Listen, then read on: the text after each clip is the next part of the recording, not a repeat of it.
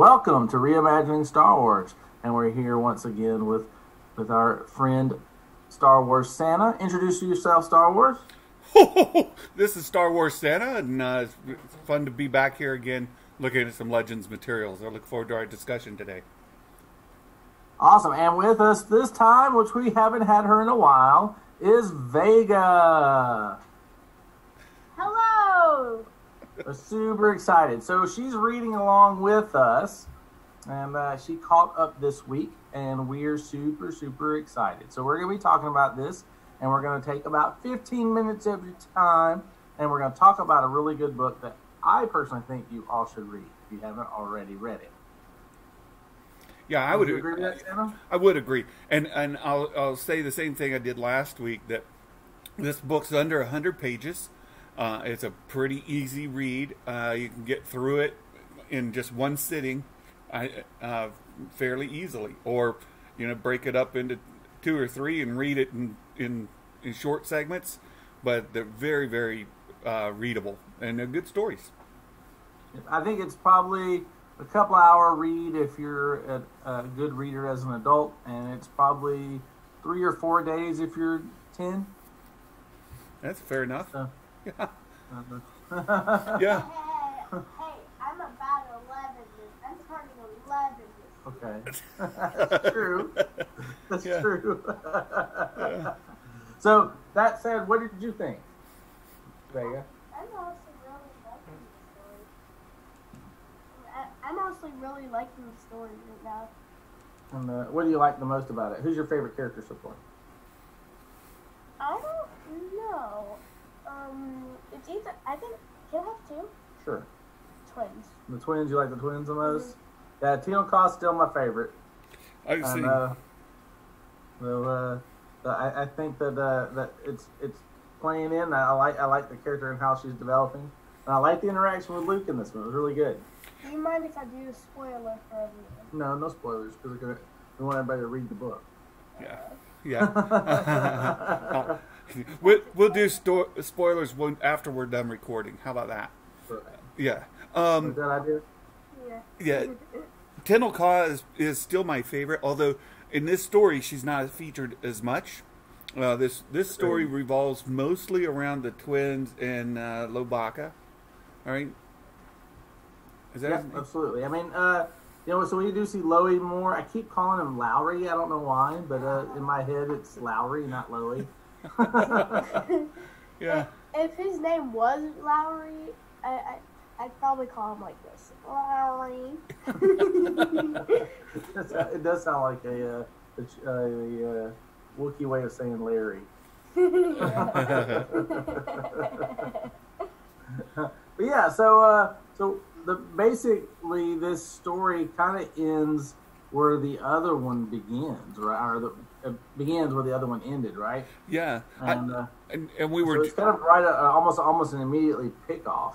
Yeah, the characters all continue, which was, I think we talked about just before we started recording, is that even some of the supporting characters we saw carried into here, and some of the stories that were told in the first book are leveraged into this. So it really reads as a continuation. Absolutely. Yeah. I think they really did good storytelling. So from the perspective of a storyteller, you don't always have to introduce your bad guy via like an intro, like a visual intro. But in this case, we got our bad guy introduced to us, via a story in the previous book, and of course that bad guy is Brachus, and so you are in. So in the very beginning of the book, you have what's it? Raynar. Yep. God, I can't think of his name. I have the worst time. But it asks Luke, and of course Luke delves into this time that he failed to accomplish what he wanted to do, and that was with Brachus, when he was hoping to bring Brachus back to life, showing how Luke is hopeful and wants to give everyone a chance, and then how it doesn't always work, and so we're introduced to this story of Brachus. And this is even though it seems like a side part of the story at this time, it turns out to be the introduction of our real bad guy. Yeah. And, so what do you think? Did you like the story in the beginning of in the first book, Vega? I actually did like the story. You know, so when he's telling about Brachus and how he tried to turn Brachus back to the light because he knew it was a plant. I don't know. It's just a feeling. Well, this is a different comment, but I don't know. It's just a feeling that Brachus sort of relates to Kylo Ren, except Luke didn't give Ren a chance. Oh yeah, in the original bit. Yes. Yeah, I think this is kind of. I think in a sense this is almost a completely different Luke. I know. And so that we're looking at. I mean, and I think if we're going to go down the lines of what people complain about, I think that would be it, right? But so in regards of this story, though, I thought one of the most interesting aspects of Brachus, because when I imagined him in Imperial clothes, right? I did not imagine him in a silver flowing robe, right? Yeah. And so that was kind of shocking to me, actually. Well, there's one thing, and this is the first time through for me, and we just said we don't want to give away spoilers, but there's an element of the Empire that weaves through here, and it's a nagging question that's there for me now, and we'll see how it develops, where it goes, but how are they getting by with doing what they're doing without getting more resistance from the established government? And they're getting by with some shenanigans, and then they're not necessarily being held accountable to it, if I can put it that way. Because at the end of the book, I was a little disappointed at how they responded to the events of the book. It was like, okay, we're just happy that things ended the way they did, and we're moving on. And I was like, well, wait a minute. Based on what happened in that story, you would think that they would want to extract some punishment on those who participated in the events of the book, and it doesn't seem to be going there, at least yet. So it's been bothering me in both books so far. Like, well, we're just going to go back to Yavin and keep, Yavin 4, and keep training and act like nothing happened. I'm like, I don't know. Well, I mean, the first one is just Coral, right? Right. And so, I mean, other than, he got away, so, I mean, they basically couldn't trace him because right. they don't have a hyperspace tracker. Right, and, right. Well, but they did seem to acknowledge, even in the first book, that the Imperials were still hanging around and doing things. Right. They alluded to that. I mean, there's a truce of sorts. I mean, like, so there's a place where the Imperials have basically pulled back to. Yep. And that's what the information that is given is that, so basically they're in kind of a Cold War situation. Mm-hmm. Well, they're at war, but they're not actively in war. Yeah. So it's just a nagging thing that I want to see where it goes, and it's right. There for me. And so I just share that because it's something I've noticed, and it's there, and I want to see where it goes. Right. Well, I mean, I thought there were some aspects talking about with scouts trying to find the place and having difficulty, and we know that there's some technology that they're using to make it difficult to find. Yeah. And so, I mean, in general, I don't think it's that they're not trying to find it. I just think they haven't found it, and that's why there isn't revenge. Yeah, perhaps, and that's why I'm looking forward to reading more. Right? Like, I don't say revenge, but retaliation. How about that? Yeah, that's a better word. Well, and that's what I mean about accountability, right? Like, and punishment, right? There should be some accountability and punishment for committing crimes, and right. And so that's what else in this book. We have a really clear distinction, delineation between good and bad, and the title of the book, Shadow Academy, and without giving away too much, is it's a school that is teaching young Force users using elements of the dark side to help accentuate their training, to help speed it up, which goes right along with what Yoda said, right? It's a shortcut, right? But right. It's a trap. So that's what's going on. We have a Shadow Academy out there where they're trying to train other Force users and teach them the ways of both the light side and the dark side of the Force to speed up their training. And there's I mean, I think that's the interesting aspect of it, is that and it's kind of leaning toward what people always have the argument about with the idea of gray, people that operate in the gray, they use both light and dark. Yep. And so I think that aspect of things is kind of interesting, and it clearly creates the conflict. Yep. And I think this is a good place to actually transition, because one of the things we want to talk about here is writing techniques and and the aspect of what the archetypes are inside Star Wars. And so as we look at these books, I think both I and Vega have been kind of asking the question of, are the same archetypes that we saw in the original trilogy here in these storybooks as we're learning these new characters? And so as we go forward in this, and we just talked about the Shadow Academy. The question we want to ask ourselves is, and Vega just stepped out, so I guess I will ask for her, is who do we think the Shadow is in this story? I think that's a fairly easy one to start off with. Well, yeah, I'm trying to walk the line between saying too much and not saying enough. We have a new emperor. We don't know who he is. It's alluded that it's a guy, so I say that he, because they've said as much. And there are a couple of key generals, if you will, associated with it, being Brackus and the Night Sister, who is helping run this academy. Yeah, I think it's interesting. Her name is Tamith Kai, and it's very, very similar to Tenel Ka. Yeah.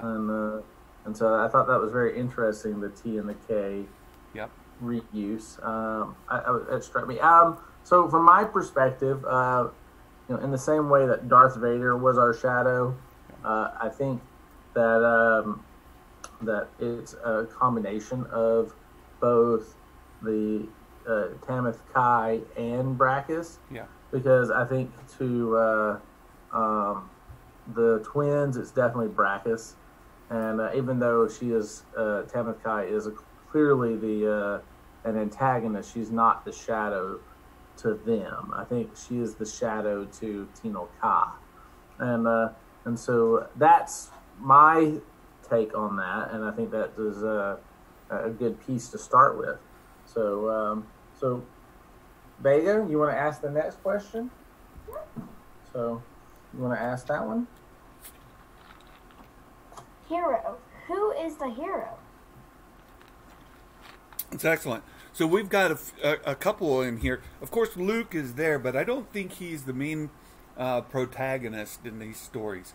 He certainly is a hero, and he's held in heroic terms.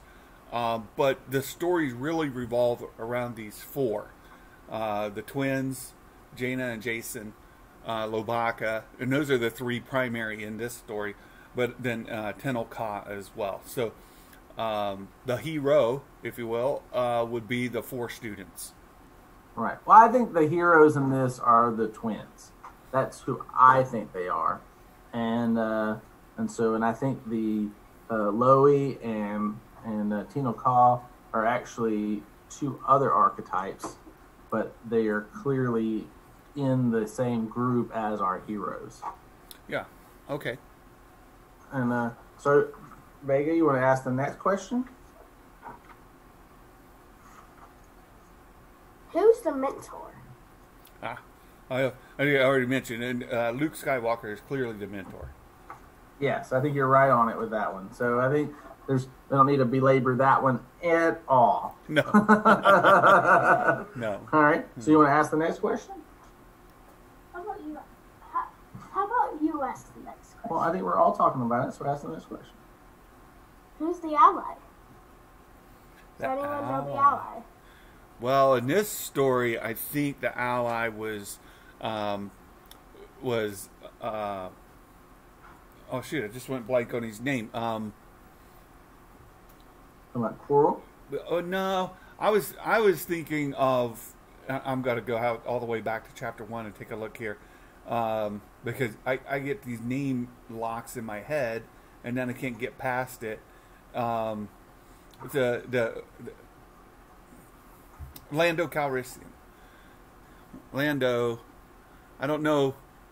I mean, he was an ally in the sense that he was helping. Clearly wanting to help. Yeah, I think he was definitely Luke's ally. Yeah, I think he actually falls into the realm of the Threshold Guardian. He was wanting to take them to fun, but he did not want them to have too much fun, and then he was trying to protect them. So I think he kind of falls into that realm. All right. And so I think the ally is actually Loey. So if you want to look at non-Star Wars examples of the ally, you have Robin from Batman, Ron and Hermione, and Harry Potter. So and then the Tin Man and the others. The Tin Man is an example of the ally in Wizard of Oz. So I think Loey falls into the ally archetype. Okay, and in that case, Tenel Ka is also an ally then. Yeah, she would fall into an ally, but I think in this case she might fall in. I think she is a blend of an ally and one other. Okay. So with that. So and I think we'll actually see some other blends. So we want to ask the next one there. I know what the other one is. Tina Ka. What do you think Tina Ka is? The shapeshifter. Why do you think she's a shapeshifter? Because she's I think she's a shapeshifter. So she thinks she's a shapeshifter because and we did have this conversation. Yeah. Yes, we did have the conversation because she turns into a princess and then she turns into the other Tina Ka. So Tina Ka is a warrior, but she's also a princess of the. And here's a question I have: if somebody can answer this in the comments. So one of the things that I want to read the HAPES as Hapes, but I've also heard it as Hapes. So the Hapes cluster, but I want to read it as a Hapes. How do you say that? In my head, I read it Hapes. Okay. So I don't know which way is the right way to read that. You might be right, but I've never heard it the way I'm reading it. That's how I want to read it, and I don't know if that's right. Well, probably because if you change the P for a D, right? Hades. Right. Hapes. So I don't know. I don't know. I mean, so that's the part. So yeah, I think Vega is trying to articulate it, but Tina Ka is an ally, but she's also the shapeshifter, and the reason being is because there's a part of her that the twins don't know, and so there's a piece where she's shifting how they see her, and so I think that's what makes her the shapeshifter. She's changing from one aspect to another, and that's going to end up changing her character significantly. And then so Vega just stepped out. So the next question is, who is the trickster in the storybook, if there is one? Trickster. Well, Jason walks up to that line from time to time. He brings in a comedic relief. He looks at things in a more comical sense, and less of a seriousness about him. In the first book, it was having that snake escape, and it had not been the first time. And rather than taking that like super serious and making sure that it wouldn't happen again, it's happened over and over. Plus, he tells those fantastic jokes that I love so much. So, so I would say he steps up to the line. I don't know that he fully fulfills the role. I agree. So we just had our trickster barge in. So Jason is clearly a hero and the trickster, and he is kind of fulfilling the role of Han in who actually kind of filled a couple of roles through the course of the of the story in the original trilogy. And people can change archetypes between stories. So just because they might be the trickster now doesn't mean they'll remain the trickster. They can transition, and you'll see this character. Some of these characters transition over time into different. Just like Luke was the hero, but now he's the mentor. Mm-hmm. So they don't, just because the heroes are going through journeys, and so they're having their own minor journeys, and that's kind of important as we write stories. And what's key in this is that even though these are kid stories, young adult, preteen stories, and it's important to look to these because these are because Star Wars is built on archetypes and the hero's journey. So if we're going to follow those, it's important to kind of break those down and see how they can be associated in our minds so that we can relate with them. And that each of these pieces, we actually have each of these pieces within us. And so it's important because it gives us a chance to relate to different characters, and sometimes what we relate to are the pieces that we're missing the most, actually, and we wish we were that way, or we see the control that they have if it's the shadow, so we relate to Darth Vader in the sense that we like the fact that he has so much control, and so kids often really relate to the shadow because they have a life of that are so much controlled by others, and they wish they could control their own world.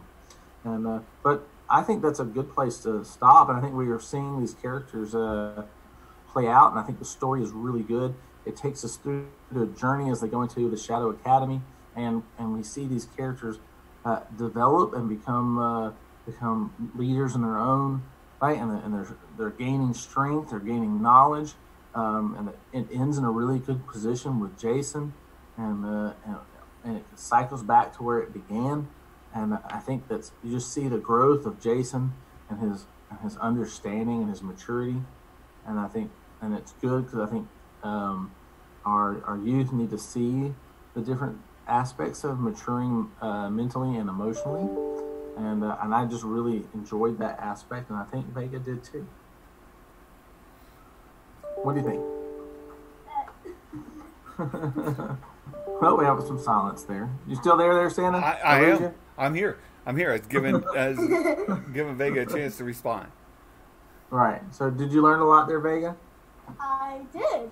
And did you like that very end at the So we had this part where he's at the top of the tower or top of the pyramid of the temple, and we have a good conversation. And do you think that hit home with you too? You did? All right. So I think she's what I don't want to give too much away, but what did it do? How did it emotionally make you feel? I don't know. You don't know.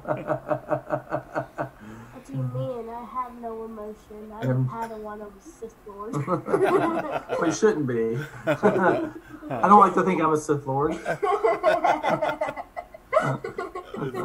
I think you're a Mandalorian. Right. You have emotion. Right.